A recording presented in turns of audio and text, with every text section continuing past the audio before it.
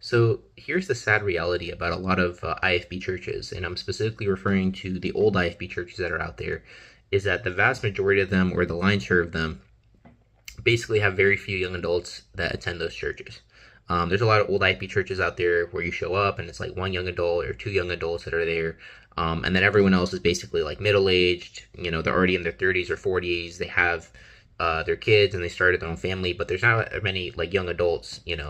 And obviously as a young single man, maybe you're interested in finding a lady to talk to at church. Of course, the old IFB churches in question are probably not going to be your best bet unless there's perhaps some sort of like conference or something where more people would show up. But either way, my point is that the old IFB really struggles with this, so that they're having a hard time attracting a lot of young people, right?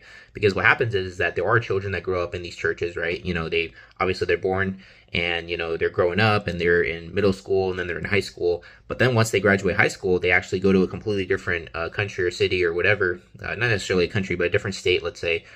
Because they want to go to Bible college, right? So then these churches are completely depleted from that young adult from that young adult demographic. And so the question is like, okay, well, what's going on? Like, where are these kids now? Are they coming back to live with their parents? Like, what's going on, right? And usually what happens is that they go to Bible college to get married, which is great. It's great to get married. But then like the original church that they came out of, they just don't go back to it, or they do something else or whatever. They become a missionary. Like they do something else. Like they just don't return back to their church, which obviously that's totally fine, right? They can do whatever they want once they're married.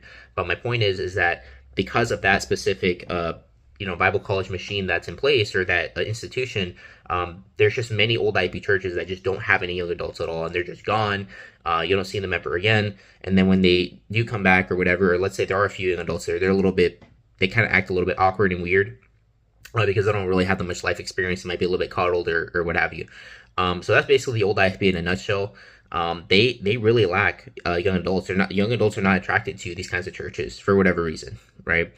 But the great news is that the new IFB pretty much has all kinds of different demographics, all kinds of different age groups. There are many different young adults, people that are in their 20s and their early 30s.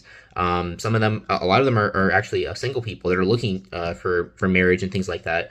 And so we still have that demographic in the new IFB. A lot of great churches that are new IFB that exactly have that demographic, because at the end of the day, young people, they want to hear hard preaching. They want to hear the truth.